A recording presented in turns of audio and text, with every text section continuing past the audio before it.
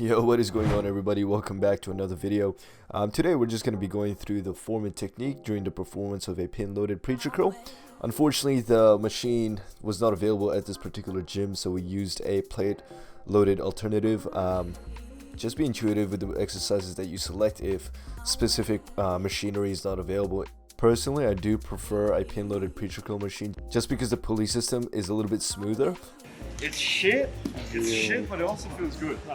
It's different, man. Like the tension's different. So when you're performing a plate loaded or pin loaded preacher curl, ideally you want to keep your armpits pretty locked into the padding. You don't want to be using momentum to get the weight up, so make sure every rep is controlled. You're trying to hit your short head, so the inner part of your bicep. I know some of you are wondering why I'm not actually seated on the machine. Sometimes I do prefer to sit in the machine, but that's typically when I go pretty light and just really focus on slow eccentrics, and I find that leaning on the machine leverages me better and locks me in place, preventing me from using that extra momentum.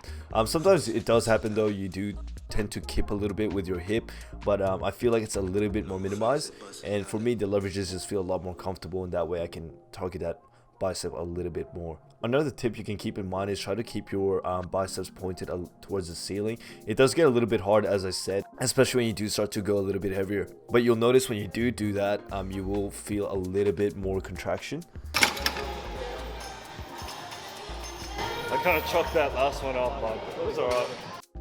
So in the eccentric portion of the movement, so on the way down, you do want to control every millimeter of movement. You want to feel those muscle fibers tear and stretch, and on top of the movement you really want to contract the short head of the bicep. So it's usually a 2-second tempo on the way down and a 1-second hold, or maybe a half-second hold depending on the weight. Obviously form does get a bit compromised, as you can see in some of the reps that I perform, but my body's not placed in a detrimental environment where other muscle groups start to compensate. I use a little bit of momentum just to help reach specific reps, but not enough to really ruin the exercise. So be smart with it, use it wisely. Ideally, you want to be avoiding it, but as your intensity does progress, it is a little bit harder to maintain that 100% form.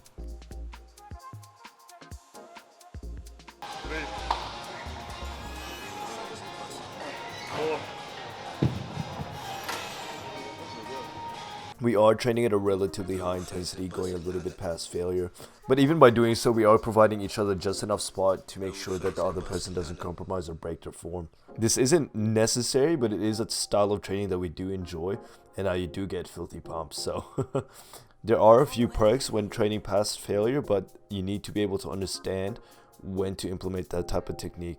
Otherwise, it can be a bit more detrimental, and sometimes the risk to reward ratio just isn't worth it. But that's pretty much it. If you have any questions, feel free to shoot me a message. Let me know if you enjoyed this type of video. Any type of feedback would be great. But that's pretty much it. Hope you guys enjoyed the video. Have a good one.